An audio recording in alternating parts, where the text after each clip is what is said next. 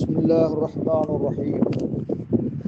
الحمد لله رب العالمين والعاقبة للمتقين ولا عدوان إلا على الظالمين. أشهد أن لا إله إلا الله وحده لا شريك له وأشهد أن محمدا عبده ورسوله. கண்ணியத்துக்குரிய என் அருமை சகோதரர்களே, நண்பர்களே, பெரியார்களே, எல்லாம் வல்ல அல்லாஹு ஜல்ல ஷானஹு வ தஆலாவுக்கே புகழ் அனைத்தும். அவனை போற்றுகிறேன், புகழுகிறேன். ஸலவாத்தும் ஸலாமும் இறுதி தூதர், சத்திய தூதர், சன்மார்க்க போதகர் நபி அலைஹிஸ்ஸலாத்து வஸ்ஸலாம் அவர்கள் மீது கூறியவனாக இன்றைய அமர்வை நான் ஆரம்பம் செய்கின்றேன். கண்ணியத்துக்குரிய சகோதரர்களே, இன்றைய அமர்வின் தலைப்பாக ஹல் யஜூஸு ஸலா அல நுஃபஸா இதா மாதத் ஃபி நிஃபாஸிஹா, பிரசவ துறக்கின் போது ஒரு பெண், இறந்துவிட்ட பெண்ணுக்கு ஜனாசா தொழலாமா? அதாவது குழந்தையை பெற்றெடுக்கின்ற பொழுது அந்த தாய் இறந்து விட்டால் அந்த பெண்ணுக்கு ஜனாசா தொழலாமா என்ற கேள்வி கேட்கப்பட்டிருக்கிறது. உங்களுக்கு தெரியும், ஒரு ஷஹீத், ஒரு களத்திலே ஷஹீதாக்கப்பட்ட அந்த முஜாஹித், அவரை குளிப்பாட்டுவதில்லை, தொழுவிக்கப்படுவதும் இல்லை. அவர் அணிந்திருந்த ஆடையை அவருக்கு கவனிட்டு அடக்கம் செய்யப்படும் என்ற செய்தி நாம் ஏற்கனவே படித்திருக்கின்றோம்.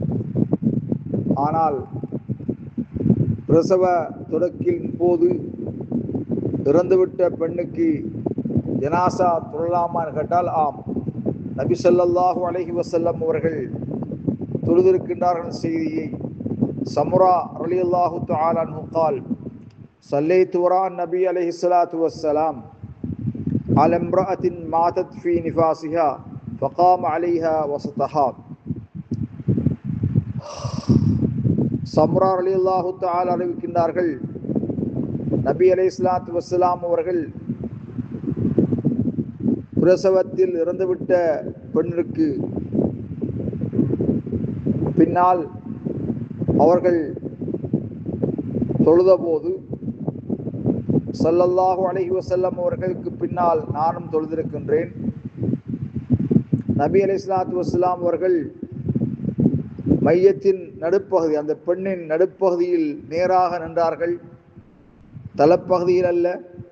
ஆண்களாக இருந்தால் தலைக்கு நேராக நிற்பது மார்க்கம், பெண்களாக இருந்தால் நடுப்பகுதியில் நேராக நின்றார்கள். அப்போது நானும் அவர்களுக்கு பின்னால் தொழுதேன் என்ற செய்தி வந்திருக்கிறது. கணியத்துக்குரிய சகோதரர்களே, ஜனாசா தொழும்போது இமாம் ஆண் பெண் மையத்தின் எந்த பகுதிக்கு நேராக நிற்க வேண்டும் என்ற செய்தியை நாம் இங்கே ஒரு பகுதியை மாத்திரம் குறிப்பிட்டிருக்கின்றோம். ஜுந்துப் ரலியல்லாஹு தஆலா அறிவிக்கின்றார்கள், ஸல்லைத்து வரா நபி அலைஹிஸ்ஸலாத்து வஸ்ஸலாம், நபிகளாருக்கு பின்னால் நான் தொழுதிருக்கின்றேன்.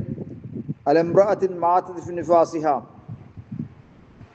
பிரசவ தொடக்கின் இறந்து போன பெண்ணுக்கு ஜனாசா தொழுகை தொழுதிருக்கின்றேன்.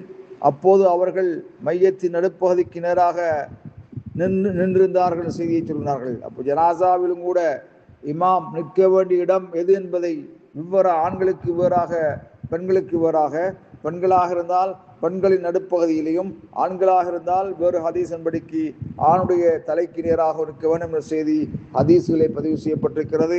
வல்லாஹு அலம் பிஸ்ஸவாப்.